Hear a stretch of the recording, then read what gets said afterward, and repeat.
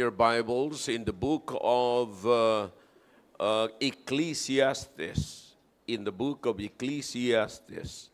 All right? Chapter 12. That's the key verse sa atin pong Student Sunday.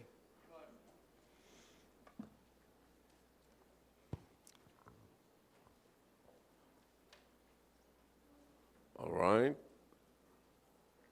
Ecclesiastes chapter 12 and verse number 1. Actually, ang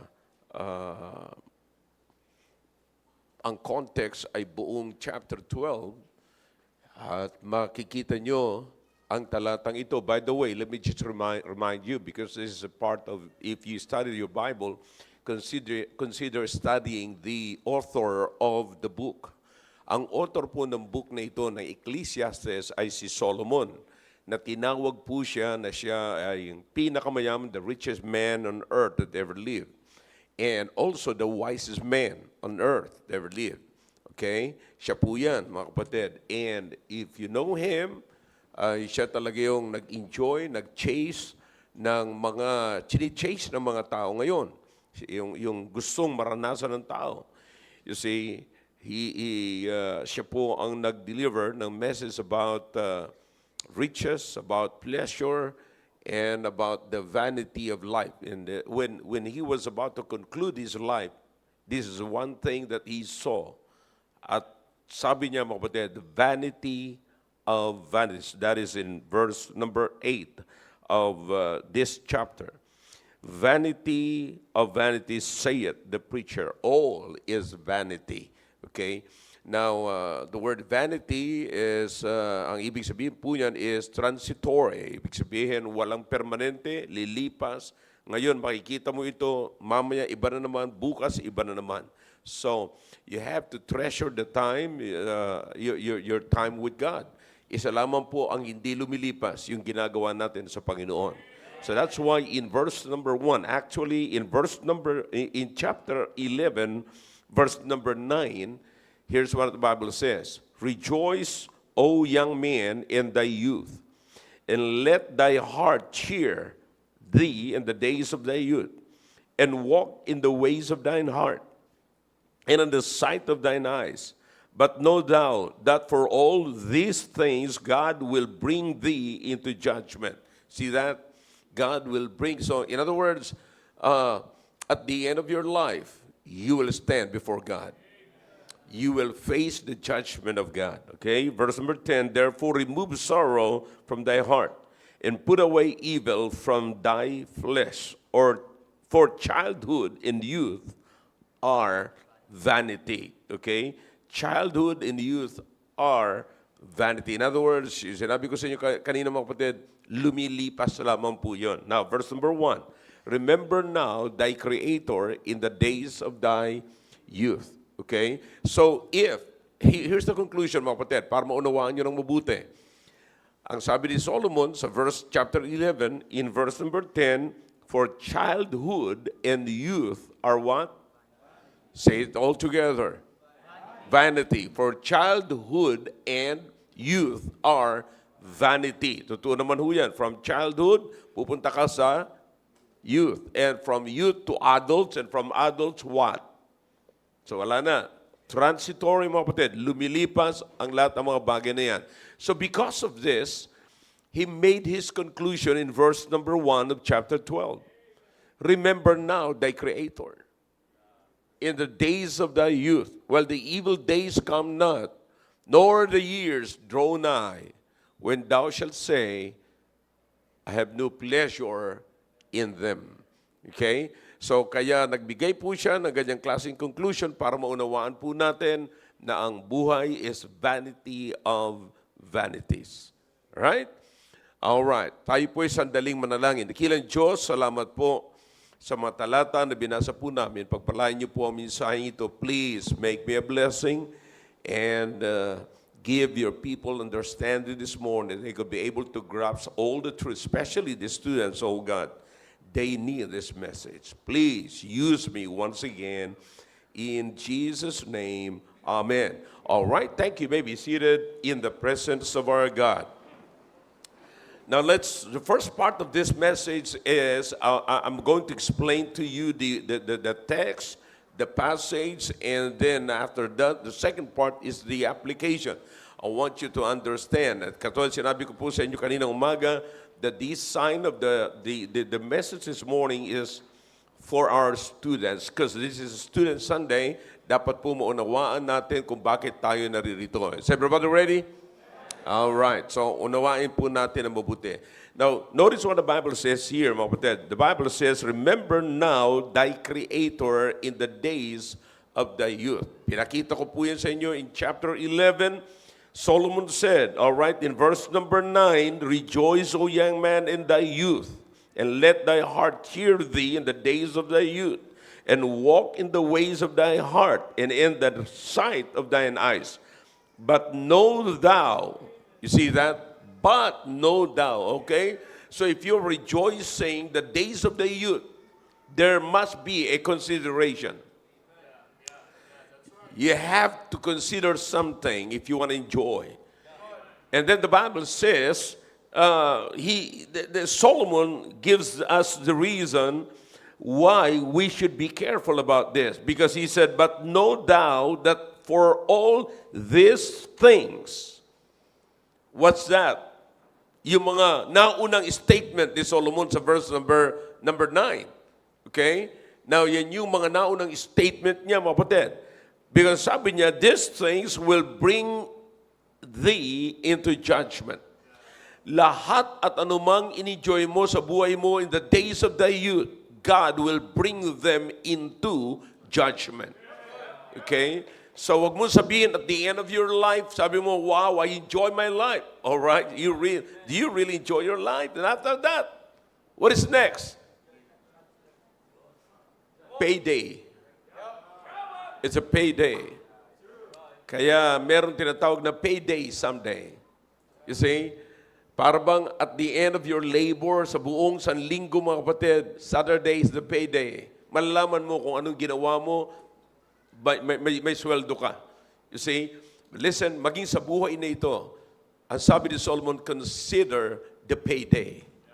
Payday someday. And notice what the Bible says here. For childhood and youth are vanity. So there is going to be a payday, kapatid, because the youth, the childhood, and youth days will bring to pass. Yes, sir.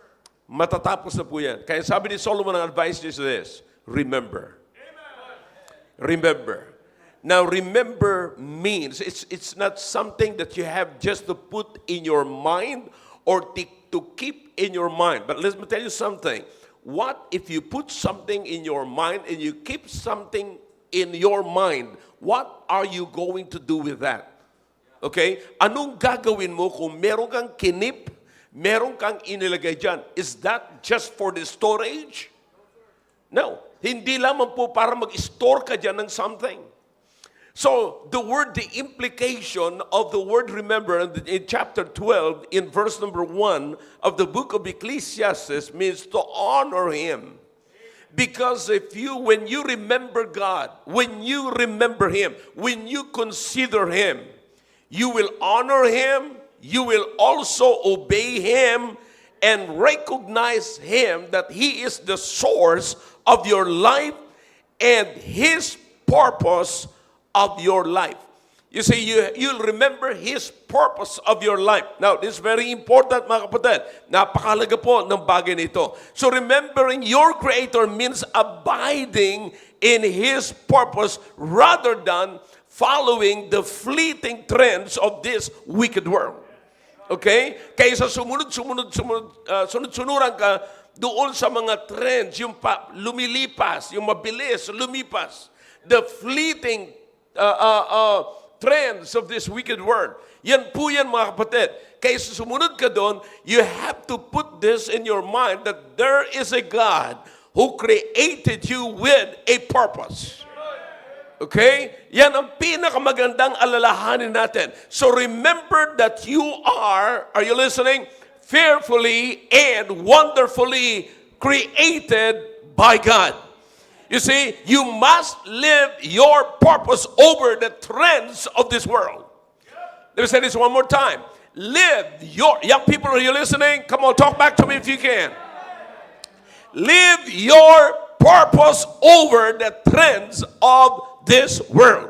Kaysa sumunod-sunod ka sa uso ng sanglibutang ito, mamuhay ka ayon sa purpose ng Diyos sa buhay mo. Did you get that? Okay? Now, there are three things na gusto kong ipaalala sa lahat. This is not the message pa, no? I'm just showing you something here. Okay? Now, dito sa binanggit dito, mga kapatid, ni Solomon, napakaganda. You see the word remember there? God is calling us, or Solomon is encouraging us to pay attention. This is a call to action. Now, if you're going to remember, like what I've said, don't just make your mind a storage, mga kapatid. Huwag nyo lang gawing storage yan. Huwag nyo lang gawing tambakan yan. But God is calling us to action. Because if you remember something, that will push you to act on that thing. Okay? It will push you to do something. Kapag ka na-call na yung attention mo, all right, God is calling you again into action. You see, that's a Bible. And notice the word now, remember. So the word remember is a call to action, and the word now is an urgent word. Now. Not tomorrow, not later. Yan ang problema natin mga tao, mga kapatid. You see, ang problema natin is, pag meron tayong nilagay na isip na ilagay, you see, you understand, I'm a pastor. Okay? Lagi po ako nagpipreach dito ng Sunday morning, Sunday evening, Wednesday night. And I've seen people coming to church, listening to the preaching of the Word of God, but afterwards, wala na. They forget everything. You see, they don't do something, kapatid. But the call here, you see, it is a call to action. The call to action is not later, but now. Upon receiving the information, you've got to do something. Ang problema sa mga kabataan, marami na tayong distraction. Kaya hindi ka agad nakaka-action. You see, yung narinig mo ngayon, hindi mo ka agad bibigyan ng action. Bakit? Ang binibigyan mo pala mo ng action ngayon, yung narinig mo kahapon. Late ka na. Very late na. You see, now, listen, these are things na dapat natin pansinin. The word remember, okay? What is the word remember? A call to what? Come on, young people, shout it. A call to what? Action, okay? Now, para kayo nasa klase nyo na wala kayong maisagot. All right. I'm familiar with that. Alam ko yun, naunawaan ko yan, you know. Kaya dito sa simbahan, nag-quiz kami kaagad. All right? Para nasanay na kayo sa klase ninyo na wala kayong maisagot eh. All right. Now, what is the word remember? It's a call to shout it, you people, kayong mga estudyante sa taas, kasama kayo rito. A call to what? Bokya na kayo sa school, bokya pa rin kayo rito sa church. Okay. Now, a call to what? Everybody, come on. All right. Another one.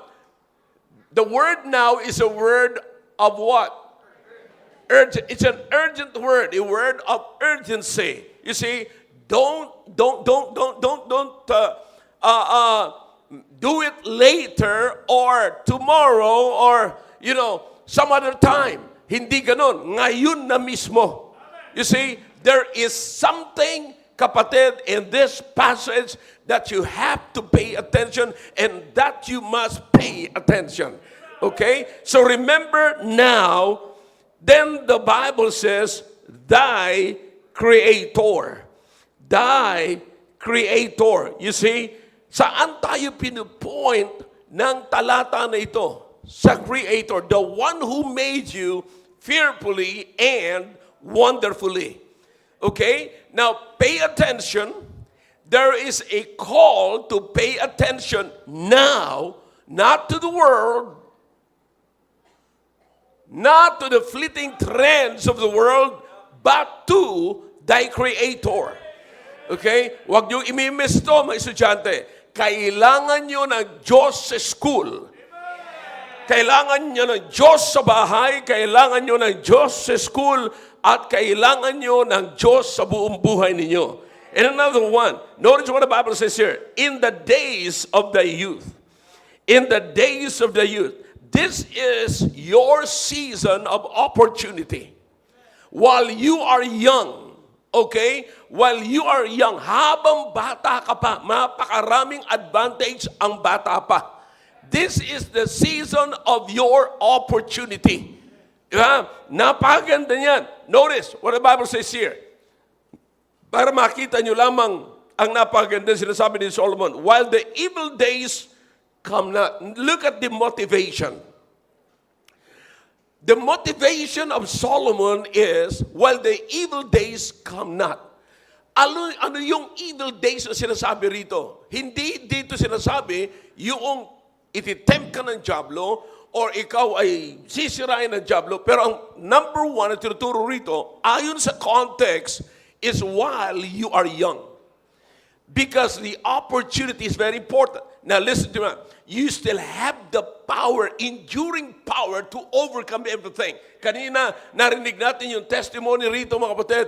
Sabi niya, at least binigyan ako ng Panginoon ng power, to stand in the midst of the wicked world. You see, narinig natin yan kanina. Ibang version lamang po mga kapatid yung words na ginagamit niya, but the essence is the same. You see, at least may mga pressure kayo sa school na darating, kinakailangan matuto kayo na pag dumating kayo sa school, yung pressure na yun ay kaya nyong harapin.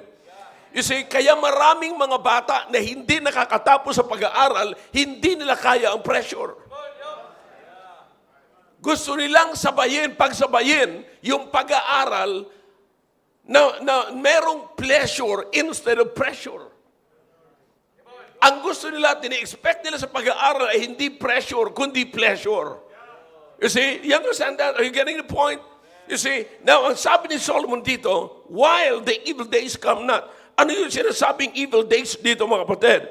Sabi ng Biblia sa verse number 2, while the sun or the light or the moon or the stars be not darkened, nor the clouds return after the rain.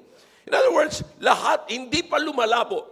Kapatid, hindi naman talaga lumalabo yung araw at yung buwan Hindi naman talaga lumalabo yan.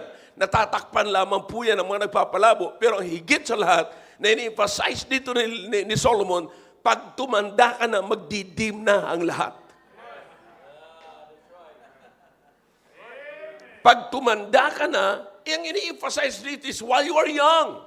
Take advantage of the opportunity. So this is the season of your opportunity. Naunawan nyo, habang bata pa, grabe yung opportunity ninyo.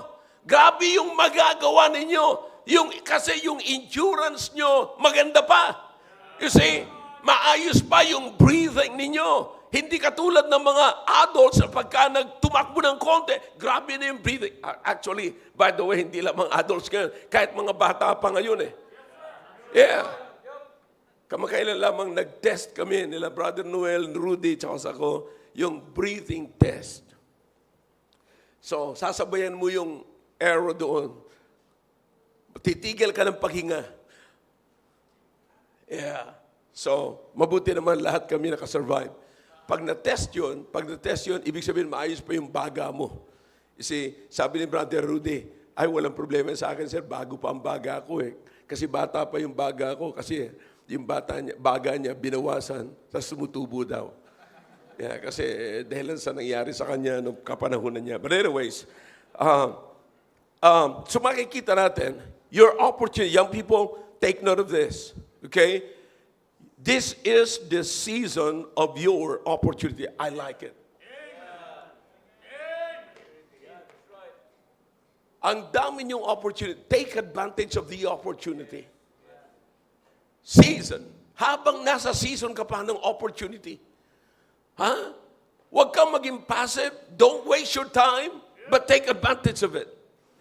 Okay? Now, sabi, while the days come not, while the evil days come not, nor the years draw nigh, when thou shalt say, I have no pleasure in them.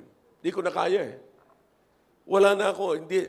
Lahat ng magagawa mo ngayon, kapatid, ay hindi mo na may enjoy balang araw. Then while you can still enjoy it, come on, do it. Now, this is very important.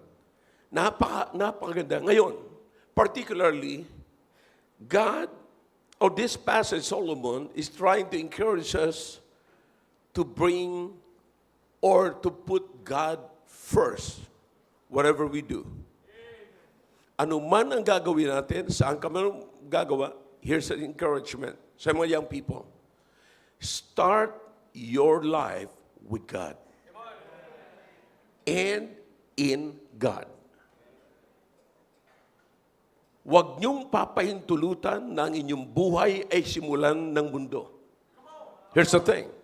You've got to allow God to take control of your life. That's why when we receive the Lord Jesus Christ as our personal Savior, hindi lamang natin tinanggap siya bilang tagapagligtas, kundi tinanggap natin siya na siya ang ating Panginoon. Anong ibig sabihin yun? Siya ang masusunod sa atin. Now, here's the thing, kapatid. This is very important. Mga magulang, makinig kayo na mabuti. Dito na kayo sa part na ito, kailangan ko na kayo sa part na ito. Alright? There are three important things that you need to consider sa pagpasok ng mga bata or pagpunta sa school ng mga bata. Okay? Number one, parents, choose the school for your kids. Kayo ang pumili ng eskwelahan para sa inyong mga anak. Kasi, minsan ang anak nyo pipili ng eskwelahan para sa kanilang sarili kasi nandun yung kaibigan nila, kasi nandun yung childhood sweetheart nila. Come on, talk back to me if you can. And they don't matter. They don't mind. They don't mind kung anong klaseng eskwelahan yan. Basta't nandun siya. Basta't nandun ang barkada, basta't, oh, come on, young people, natatawa na kayo. You see, I can see your smile, you know. Kasi, nai-imagine mo na yung sinasabi ko, totoo yung sinasabi ni Pastor, namumula-mula na, you know. Totoo yung sinasabi ko, kapatid, kaya ka nandoon kasi nandoon siya. At mga magulang, pipili ang kahalagaan na pipili kayo ng eskwelahan para sa inyong anak, sapagkat pipili kayo ng eskwelahan na nauugma sa pananampalataya ng inyong anak. Choose a school, not just a school, but a school of like faith. Same faith. You see, yung bang eskwelahan na yan nagtuturo ng salita ng Diyos or kumukontra sa salita ng Diyos? Ako hindi ko naninira ng school, mga kapatid. Pero mag-isip kayo na mayroong mga school na hindi lamang po nagtuturo ng Biblia, pero sinasabi pa nila hindi maganda ang Biblia. Pero sinasabi nila na ang communism ay mas maganda. Tinuturo kasi sa kanila na kapag ka tinanggal ang Diyos doon, kapatid, mawawala yung authority ng parents.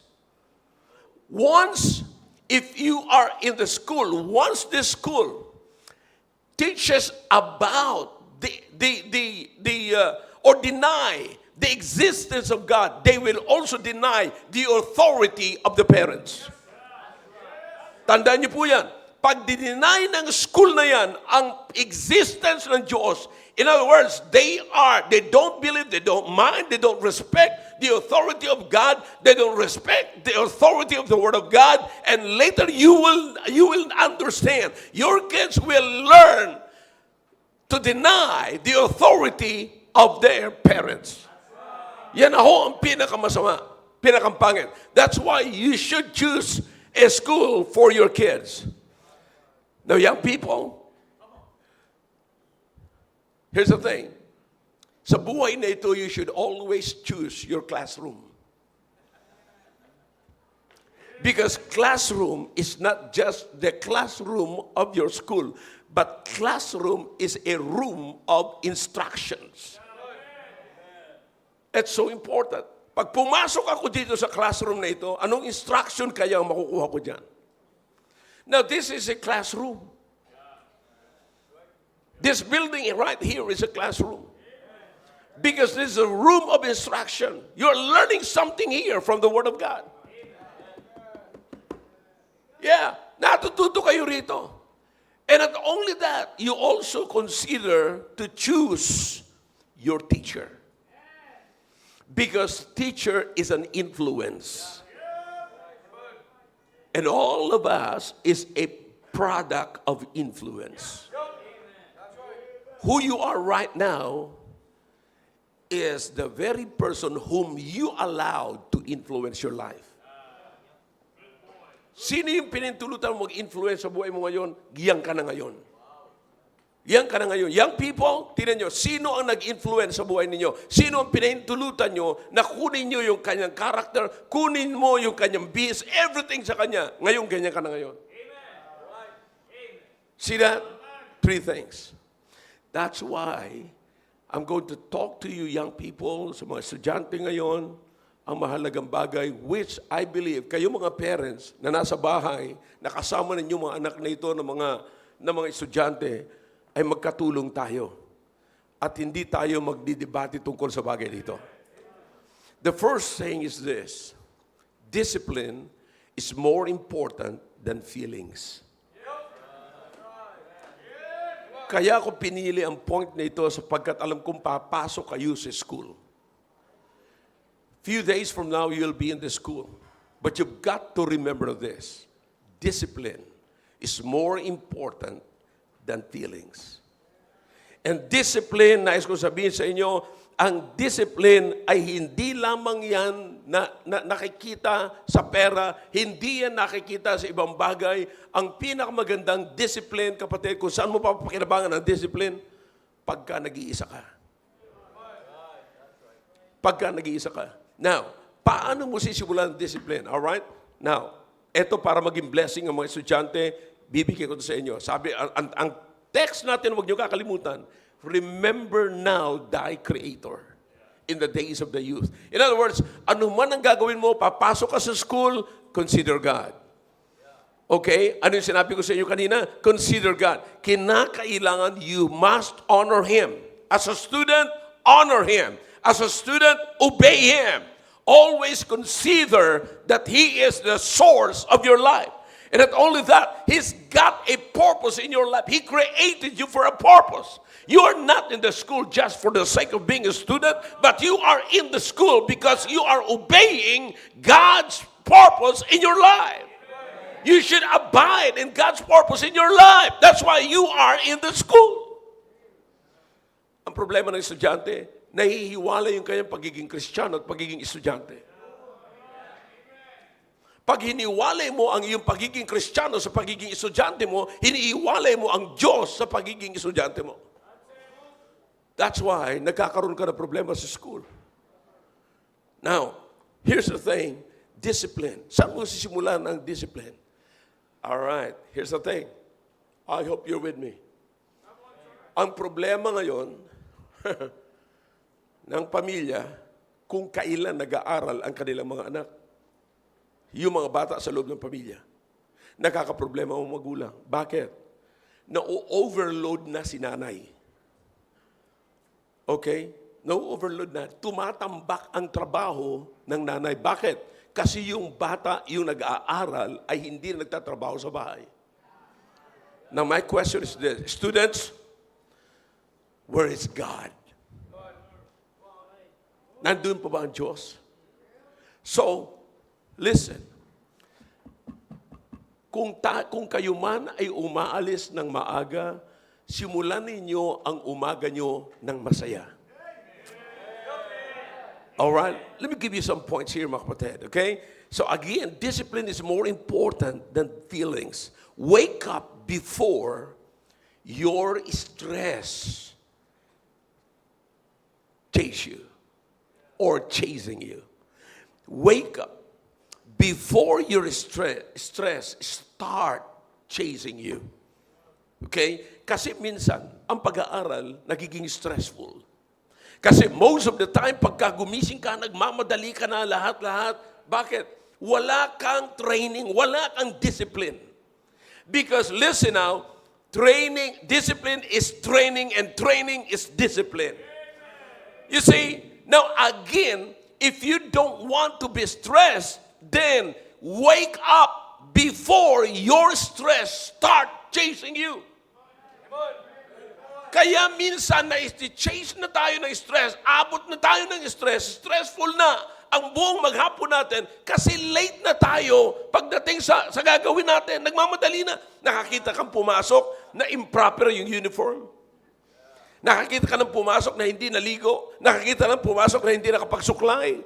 Nakakita ka ng pumasok na may laway pag may parang ginapangan ng kuhol dito. So you understand the saying? You say, why is that? Because nando na. You've got to wake up before your pressure takes over your emotions. You see, you're emotionally disturbed. Bakit? Napaka-stressful na nung araw mo. Bakit? Nagsimula yan sa umaga mo. Like kung sinasabi, if you can win your morning, you can win your day. Wake up before the noise reaches your mind. Yeah. Nawa, kapatid, pag umaga, sabihin mo sa sarili mo, bibigyan ko ng magandang regalong ang aking sarili. Ano yon? Kalma lang. Kalma lang. Magiging kalmado ang iyong araw kung meron kang disiplina. You've got to change your morning. Sabi nyo, ako kasi hindi ako early morning riser. Hindi. Nalilate ako lagi. Oh, you've got to change. It's a pattern. Don't worry about it. Just change your pattern. Give yourself a time to rejoice and enjoy your youth, even sa araw-araw na pagising mo. When your morning changes, your thinking changes. And when your thinking changes, your life begins changing with it. Kaya walang pagbabago sa araw natin, kapatid, kasi walang pagbabago pa pagising pa lamang natin. Now, here's the thing. Sinasabi ko lamang to. That's the beginning, ha? Makinig na mabuti. Tune in. Okay? Number 2. Tatlo lamang po ito. Tapos na tayo. Okay? Tatlo lamang ito. The second one is this. Organize your day. Okay? That's the first one. Remember this. Discipline is more important than feelings. Okay? Tinatalo tayo ng feelings natin kasi gusto pa natin na manatili sa bed, gusto pa natin mag-isip, gusto pa natin kung ano-ano. You understand? Discipline is very important. Okay? Alam ko sa pagkain, ang dami nyo mga ginagawa sa pagkain nyo, may mga hindi kayo kumakain, isang beses lang kayo kumakain sa maghapon, Sabi sa akin, Pastor, ano ang diet mo? Bakit ganyan ka? Simple lang, D-diet. What is D-diet? Discipline diet. Yeah, I discipline my appetite. Yeah. Sasabihin nyo, Pastor, gusto mo kumain ng lechon? Ay, grabe ang appetite ko dyan. Wala pa akong pagkain na inaayawan, mga kapatid. Basta't pagkain lang, promise. Yeah. Wala pa akong inuurungan. Matamis? Grabe. Wala nang ibang pinakamasarap kundi yung matamis. Mas masarap ang matamis kaysa maalat. Mas masarap ang matamis kaysa maasim. Lalong mas masarap ang matamis kaysa mapait. So, what is now? Organize your day. Now, listen. Here's the thing. Here's the most important thing. Start your morning in the evening before hitting your bed. Pastor, grabe yun Start your morning in the evening. All right, let me explain. Let me justify my thesis here, kapatid. Okay?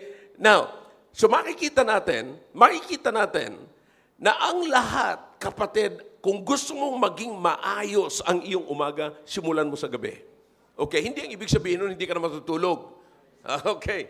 Yan ang iniisip nyo. Ewan ko lang kung saan kayo eskwelahan ang galing. But anyways, so start your morning in the evening before hitting your bed. Now, here's what I mean. Make a list of things that you need to do before you go. Okay? One more time. make a list of things that you need to do before you go. Sabi ko sa inyo, iba tong service natin ngayong umaga, okay? Because this is specially designed for the students. Students, nakikinig kayo, ang maganda kung nagsusulat kayo. Pero nauunawaan ko rin, makinig na lang ko uli kayo sa YouTube. Kasi nauunawaan ko, yan ang ayaw na ayaw nyo sa school. Magsulat. Okay? Now, example. Let me ask you a question. What are you doing with your first 5 minutes when you wake up?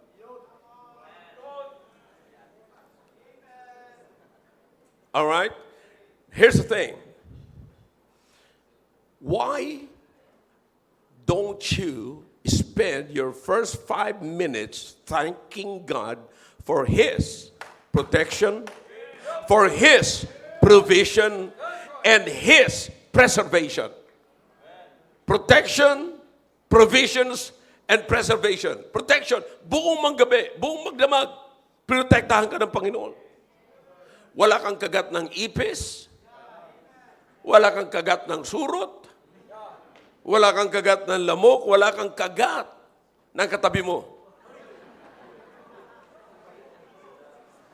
Walang pumasok na hindi naman tagabahay ninyo. Walang nagkalabit sa iyo. Walang bumuhat sa iyo kahit tulog ka at inilipat ka sa ibang tulugan. That's protection. Provision. What's provision? Pastor, di ko naunawaan yan. Paggising mo, may buhay ka. That's provision. Maraming natulog sa gabi na hindi na nagising, kapatid. Alam lang nilang matulog, pero hindi nila alam magising. Kaya nagpapatutuo lamang ho na nagpapatulog sa atin ay ang Diyos at ang gumigising sa atin ang Diyos. It is God who gives us sleep and God is waking us up. You see? That's it. Mga kapatid, think about that. And then the third one is preservation. God is preserving your life. Not just your life, but preserving your mind. Yung bigyan ka ng Diyos na magandang pag-iisip, napakaganda na yan. Now, in other words, why don't you try to keep the 5 minutes, spend it to thank God? Salamat sa Panginoon. Binigyan ako ng magandang pag-iisip. Pagtulog ko, lalaki ako. Pag-gising ko, lalaki pa rin ako.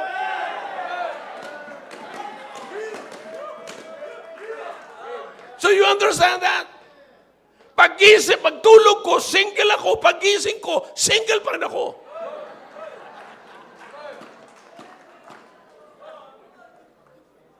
Do ayaw, alam ko mga kapatid, ayaw nyo maging single forever, but, pero ibig ko sabihin kapatid, do you understand? We need God's preservation. So mga estudyante, you understand, pagtulog ninyo, listen, pagtulog ninyo, you study your lesson before you go to bed, okay? When you study your lesson, you've got to pray, ask God to please let those things remain in my mind. You see, so preserve ng Panginoon, kinabukasan, ano nasa isip nyo? Yung parang pinag-aralan nyo sa gabi. Hindi ba napakaganda?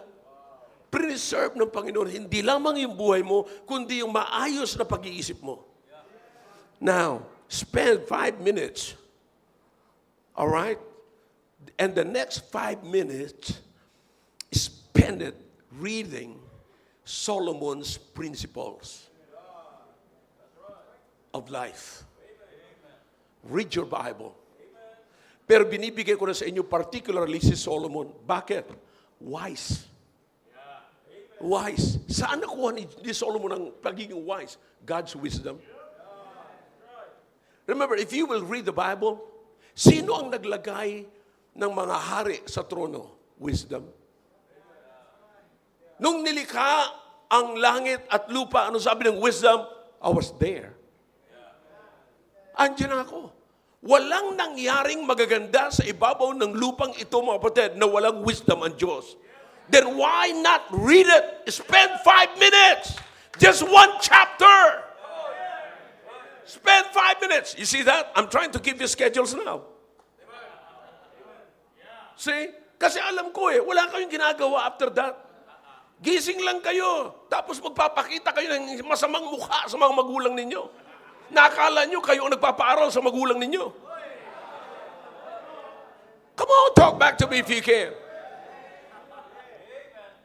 You see that? So spend 5 minutes thanking God. Another 5 minutes, what? Reading your Bible. Reading particularly the principles of Solomon. The Proverbs of Solomon. You see, why? Why is that? Why choose the Proverbs of Solomon? Because in the book of Proverbs, you will find a very simple principles of Solomon. Not to do and to do. Sabi nga niya sa Bisaya, to be and not to be. You see, to do and not to do. That's the way we pronounce the word in sa Iligan, mga kapatid. But anyways, sino mo taga-Iligan dito? Let's go to the Bible. So, makikita niyo mga kapatid, kailangan po nating maunawaan yung number one. Sa una pa lamang, alin yung mga bagay na dapat kong gawin ngayon, alin yung mga bagay. Listen, I'm just trying to teach you how to win your morning. Because if you don't have schedule like this in the morning, I'm telling you, you lost your day. You already lost your day. Wala na. Talo ka na sa araw na yan. Bakit? Wala kang ginagawa. Wala kang alam na gagawin. So your first 5 minutes, hindi lamang po sa estudyante, kahit na sa mga nagtatrabaho, do this. Students, are you listening to me? All right. Now, ano dapat mo gawin? First 5 minutes, thank God. Next 5 minutes is what? Read the book of Proverbs. Learn the Proverbs of Solomon. Learn the principles of Solomon. All right? Just one chapter you can learn, okay? Now, another 3 minutes, spend it for fixing your bed and your uniform. Fix your bed. Ayusin mo yung unan sa dapat lalagyan. Hindi yung pag-alis mo, yung bed mo, parang hinigaan ng aso.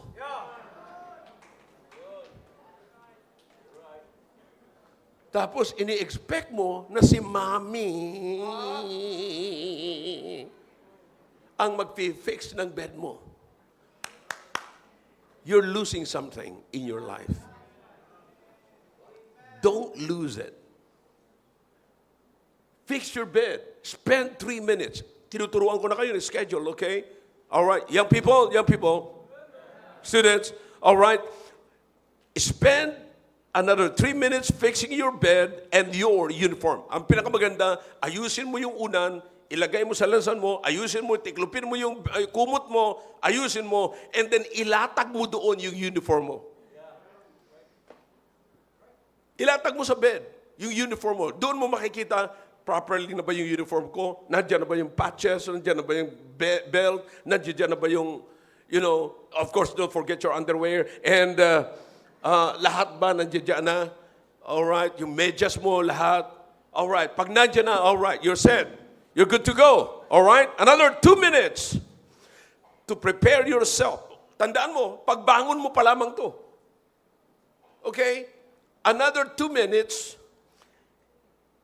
Spend 2 minutes to prepare yourself for a shower or for taking a bath. Mga young people, estudyante, makinig kayo na mabuti. Wag kayong matakot maligo.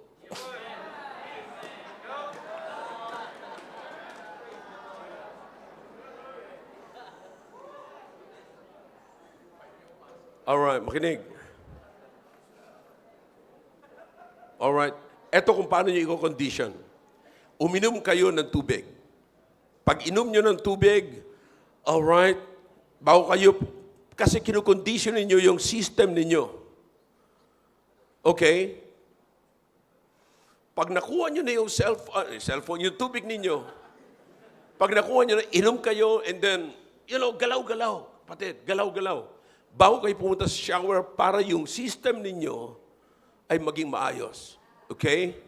And then, pagkatapos niyan, habang naliligo kayo, kuhanin niyo yung cellphone ninyo, i-in-tune ninyo sa isang preaching. It's either godly music or godly preaching. Okay? Yung paborito niyong preaching na narinig nyo, katulad nito ngayon, ulit-ulitin nyo to sa bahay ninyo. I said, ulit-ulitin nyo. You see? So, you see that? Kinakailang habang naliligo ka, may nangyayari doon sa paliguan mo, may pinapakinggan ka. Listen, hindi mo ngayon inaalaw ang anumang dictate ng paligid mo na maapektuhan ka. Hindi mo papahintulutan ngayon na masira yung pag-aaral mo. Okay? Hindi mo papahintulutan, diktahan ka ng iyong mga classmate or maiisip mo na nandoon na pala siya. Maiisip mo, madadaanan ko pa kaya siya. So you understand what I'm saying? Listen to the preaching while you are taking a shower. Okay? All right. Now, and then 5 minutes to dress up, and another 5 minutes to eat your breakfast. Okay? Now listen to me now. Alam ko yung mga estudyante ngayon, I don't know, sa mga college, mas matagal kayo na nagpapatsi-patsi kung ilang patong nilalagay nyo sa mukha dyan, Now, but listen, alam ko hindi pa naman kayo ganyan. So you can do it for 5 minutes, mag-dress up kayo, ayusin nyo na, and then go to the table, eat your breakfast for 5 minutes. All right? So, let me see. Let me give you the breakdown, kapatid, kung ilang minutes lahat ito. Bilangin nyo. Okay? Prayer time, 5 minutes. Bible reading, fixing your room, preparation for shower time, dress up time, breakfast time. How many all in all? 30 minutes. After 30 minutes, you're ready to go. Or in 30 minutes, you're ready to go. Listen, small habits reveal big truths and affect big parts of your life. Small habits reveal big truths and affect big parts of your life. A person who takes care of their personal space usually think differently about life. Kaya mo ginagawa ito kasi alam mo kung anong buhay. Anong klaseng buhay meron ka? Ayokong yung buhay na dinadala lamang ako ng sanglibutan. Ayoko yung buhay na parang ordinaryo lamang na nakikita ko na sa mga classmates ko. Kinakailangan mag-produce ako o mag-create ako ng sarili kong schedule para meron akong sariling buhay. You understand that? Listen, tandaan natin, huwag niyo kakalimutan yung sinabi ko kanina. Yung disiplina, makikita lamang yan hindi sa labas, kundi most of the time, ang disiplina ay kailangan mo pag ikaw ay nag-iisa. Makikita mo ang totoong disiplina sa private room. You see? Now listen, kaya napakaganda pagka meron kang malinis na maayos na kwarto na aalisan mo. Because ang unclean room, kapatid, shows unfinished task. Meron ka pang hindi natatapos, pero meron pang something na nagbabagabag sa buhay mo. Because unfinished tasks create stress inside your mind. Ano nagki-create ng isang stress, kapatid, sa isipan mo? Unfinished task. You cannot relax yourself because your brain is still carrying stress from the environment around you. Pag hindi maayos ang environment mo, meron ka pang stress. Kaya hindi ka makapag-relax. Kaya kahit nakahiga ka ng gano'n, parang hindi ka pa rin relax. Akalain mo nag-aaral ka, grabe ang nandiyan sa isipan mo. Naguguluhan ka lagi. Parang hindi ka bakit parang hindi pumapasok yung sinasaulo ko? Bakit parang hindi pumapasok yung naririnig ko? Bakit parang walang nangyayari sa pag-aaral ko? Because hindi mo alam, may stress ka. Saan nanggaling yung stress? Sa paligiran na hindi mo inayos. Are you learning?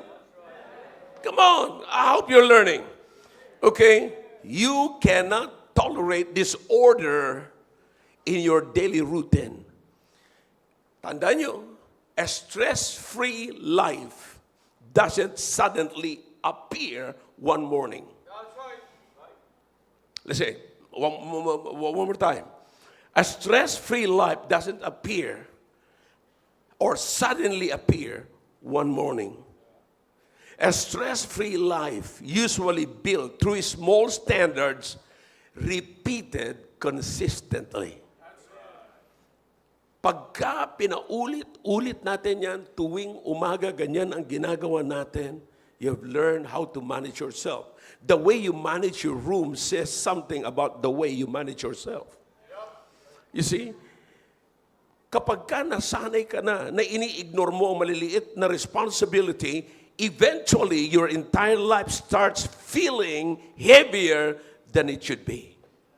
Mas mabigat, mas mahirap. Bakit? Inignore mo yung small thing. See, sa buhay mo. All right? Now, listen, it is very important. Learn to organize. Because if you are organized, magiging productive yung buhay mo, magiging maayos yung buhay mo, magiging maaluwan yung kapaligiran mo, magiging maaluwan ang isipan mo. Okay? You feel more organized, you feel more prepared, more responsible, and that feeling carries into your conversations, your work ethics, and your attitude throughout the day. Magiging maayos ang iyong araw, bakit meron kang mga ganitong gasing ginawa? Is anybody learning here? Alright, kapatid, kinakailang matutunan natin lahat ng ito kasi napakarami, kaya ako pinili. You know, I'm supposed to preach this afternoon. Pero sabi ko, baka mamaya wala na yung ibang estudyante. Pero ang aking concern ay yung mga bata, yung mga estudyante ngayon, at least meron kayong iisipin na gagawin nyo bago pumasok sa school. Win your morning. You see, listen, your morning decision shapes your direction. You go ahead. I-day nyo na yan. Your morning decision shapes your direction. Be careful because once your mind becomes exhausted, your discipline becomes weaker. One more time, baka alam ko, yung iba, slow na kayo masyado. Alright? Now, parang alam ko, hindi kayo tumatagal sa classroom eh. Now, again, be careful. Because once your mind becomes exhausted, your discipline becomes weaker. Okay? So, you have to fix your room. Make a schedule. Begin your morning in the evening by what? Setting a what? Goals. Schedule. Anong gagawin ko pagising ko? 30 minutes lang yung binigay ko sa inyo, kapatid. Young people, 30 minutes lang. Ngayon, wala pang 30 minutes, tulog na kayo. Alright? Magugustuhan nyo itong last part na ito. Okay? Bakit yung magugustuhan? Kasi last na eh. Pero magugustuhan nyo ito. Alright? So, first point is what? Discipline is what? Discipline is more important than what? All right. Number 2 is what? Organize your day. All right. Spend how many minutes in total? 30 minutes. 30 minutes lang yan. Binigay ko sa inyo. Pero kapatid, just imagine, hey students, just imagine that in 30 minutes, you are ready to go. You're ready to go. Last point. Okay? Follow your set goals before opening your phone. Follow. Tapusin nyo muna. Sundan nyo muna yung inyong mga sinet na goal bago nyo buksan ang inyong telepono. Bakit? Because the worst way to start your morning is by grabbing your phone before you even think your own life. Yan ang problema eh. Bago mo ma-consider yung gagawin mo para sa sarili mo, kinuha mo na yung phone na yun. Ano ngayon mangyayari? And just imagine, the moment you wake up, you begin consuming other people's problem, people's opinion, pictures, news, messages, and distractions like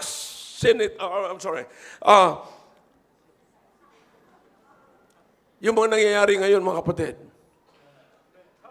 it's affecting a lot of people. So imagine kapatid, kagigising mo pa lamang, pero apektado ka na ng buhay ng iba. Na sana ang inaasikaso mo, yung buhay mo. Pero sapagkat ang dinampot mo agad, cellphone mo, nung nakita mo sa screen na ganito, akala mo, sandali lang. But before you know it, you already consume over an hour. And that 1 hour is wasted because that has nothing to do with your life. It has nothing to do with your goal. See that? Sabi ko sa inyo, magugustuhan nyo ito eh. Bago pa man imagine, bago pa man lumapat, yung paa mo bago lumapat ang paa mo sa floor, your attention already belongs to others. Yeah. Bago pa, pagising mo bago ka bumaba ng kama, akalain mo yung bago lumapat yung paa mo sa kama, at sa sahig. Wala na. Yung attention mo hindi na para sa iyo, kundi para sa iba. May humihingi na ng tulong, may nagpapatawag. Bakit hindi mo na ako sinasagot? Were you not dito na me? You see? So, that habit slowly weakens your focus, discipline, and mental clarity. Yan ho ang problema. Unti-unting, hindi na, parang clouded ka na agad. Kagigising mo pa lamang, magulo na ang iyong isipan. This time, your phone is not just a device anymore. But it's a machine that pulls your attention in many directions. Ginagamit na yan ng dyablo para makuha yung attention mo sa napakarami ng directions. Notifications start hitting your brain immediately. Tapos sasabihin sa iyo, tawagan mo ko, hindi ka na sumasagot. Bakit ganun ka na ngayon? Nagbago ka na. Ngayon, ano pa ang magagawa mong assignment? See, lahat na yan ay nagbago. You see, so, unti-unti nang binago ng online yung iyong mood. You see, sapagkat ang nakakalungkot, yung nagpabago ng iyong direksyon ay wala namang kinalaman sa iyong goals.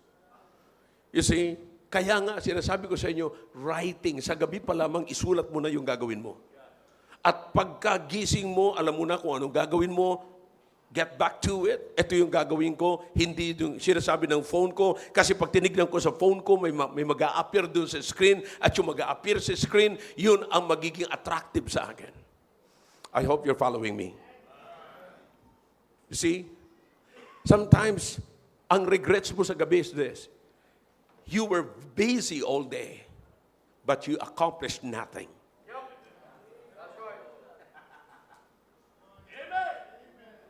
You kept yourself busy all day, but you accomplished nothing. Bakit nangyari yan, mga kapatid? Because you never decide what deserves priority. Alin ang nangangailangan talaga? Alin ang dapat kong unahin? Sino ang dapat kong i-prioritize? Young people, learn to prioritize the important thing or yung purpose ninyo. Okay? That at the end of the day, mapu-frustrate ka kasi wala ka natapos. See? Now, this is very important. I'm almost done.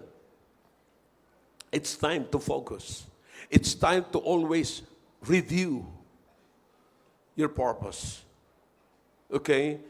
Now, strong morning, if you want to win your morning, if you want to win your day, you win your morning. And if you want to win your morning, strong morning requires protection. Your attention is valuable.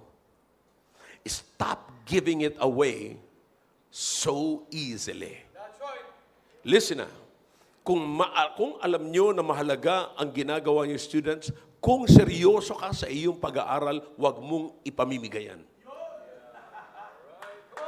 Kung seryoso ka sa iyong pag-aaral, kung seryoso ka sa iyong purpose, huwag kang maglalagay ng isang bagay na makakasira doon sa iyong purpose. Sabi ko nga, it's your time. You have your opportunity. Now it is God's time, and then God's time has given you. I mean, alam niyo, sabi ng Biblia, sabi nga ni Solomon, yung karera ay hindi binigay sa mga mabibilis. Yung magandang buhay hindi pinamigay yan sa mga mayayaman. Kundi ang sabi ni Solomon, lahat binigyan ng time and chance. Na pag binigyan ka ng Diyos ng time, all right, grab it, because it's yours. Huwag mong ipamigay. It's your opportunity. You see, stop giving it away so easily. You know what? You will feel more productive because you are living intentionally instead of emotionally reacting to your day.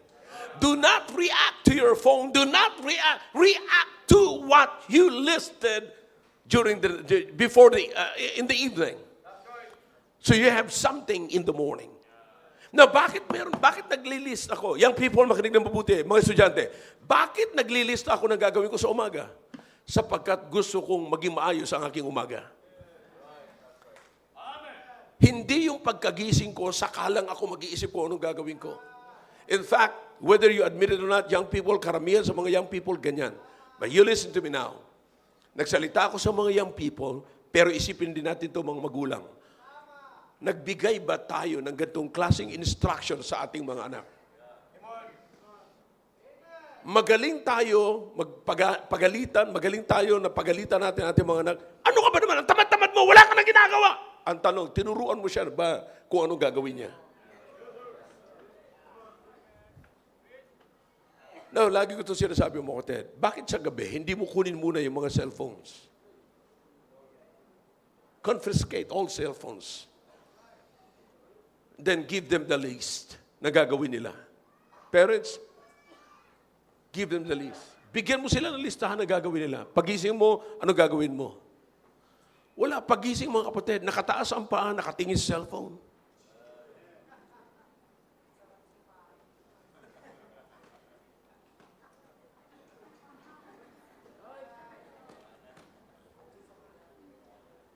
Tapos pagka malapit na yung time, saka magmamadali. Kamamadali niya, basag yung baso, basag yung pintuan. Kasi, anong iniwan mo sa iyong mga magulang? Estudyante, naway maging bago kayo umalis. Tatandaan niyo, tapos na ako. Yan, ebidensya. Okay? Siguraduhin niyo na habang nag-aaral kayo, blessing kayo sa magulang ninyo. Paano niyo gagawin? Gawin niyo ang mga bagay na ito bago kayo umalis. Be sure that you have something to do before you go. Did you get that? Nasabi ko na nga ba eh. Dito pa lamang sa simbahan, gusto nyo na umuwi. Gaano pa kayo sa eskwelahan.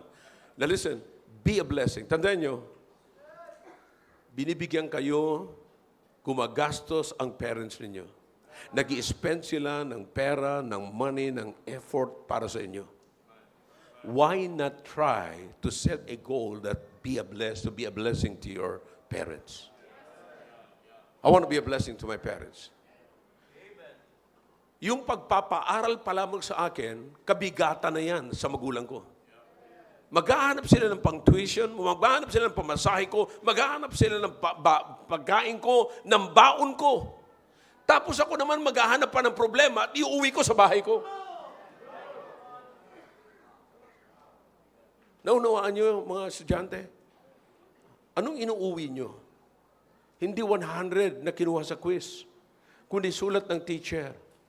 Ma'am, iniimbita po kita, kakausapin ko po ni principal. Bakit? May kaso yung anak ninyo. Problema na sa pagpapaaral, gumawa pa kayo ng panibagong problema. So you understand what I'm saying? Now here's the solution to everything. Remember now thy Creator. Urgent. Remember now. Obey. abide in the purpose of God in your life now. Now, before the school starts, before the day of your study starts, before you go to school, remember your Creator.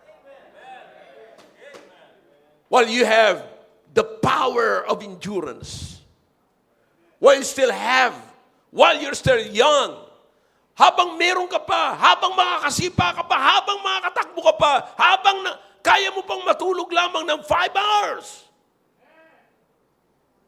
You go ahead. Remember your Creator. If He is the source, if you know that He is the source of your life, you will also learn that He can help you sa iyong pag-aaral. Don't miss it. Ngayong umaga, sa mga estudyante, yan ang iisipin nyo. Remember, yung kung paano kayo magiging blessing sa magulang ninyo, alalahanin ninyo. Paano yung alalahanin? Huwag nyo sabihin lamang, alaala ko ang Diyos. No, gawin nyo. Kung meron kayong naalala patungkol sa Diyos, you will abide in His purpose. At kung mag-abide ka sa Kanyang purpose, gagawin mo yung schedule na yun. Are you with me? I hope I'm clear. Students, did you learn something? Don't miss it. May karugtong pa yan mamayang gabi. You come back. Okay? Huwag lamang kayo bumalik para sa slacks mamaya, kundi bumalik kayo para sa message na magagamit nyo pagpasok nyo sa school. Listen to me now. Huwag kayo mag-involve sa fraternity sapagkat walang kinalaman ng inyong fraternity sa purpose ng Diyos sa buhay ninyo. Get involved where God is involved. Am I clear? Parents, tulungan natin ating mga estudyante. I'm here to help your kids. Be there also to help your kids. Amen? Shall we all stand, please? Dakilang Diyos, salamat po sa inyong salita. Salamat sa mga salita niyo na nahayag ngayon na makatulong sa sa mga estudyante. I know this is a different way, a different approach, Panginoon, sa aming service ngayon. But, oh God, I know this is what they need.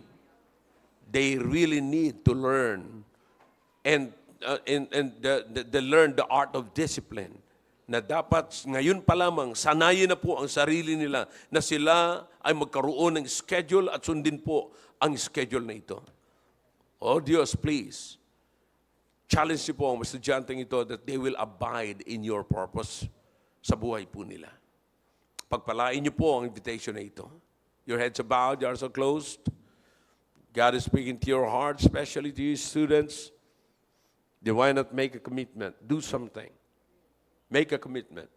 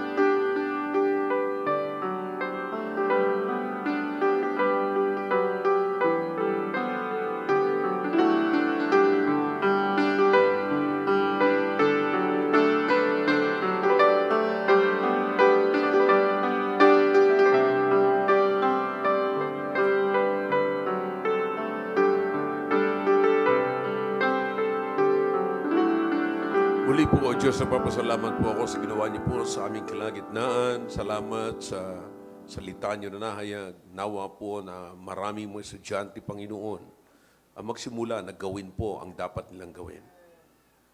Yeah, because I want them to be a blessing to their parents, oh God. And also the parents must encourage their young people, their kids, their children, oh God, to make a schedule. Hindi po namin papaintulutan ang aming buhay ay mabuild lamang ng wala sa plano. We want your purpose in our life, oh God, to build our life. Thank you. We praise you for what thou hast done in the midst of us. Bless our young people here. Bless the students here. In Jesus' name, amen.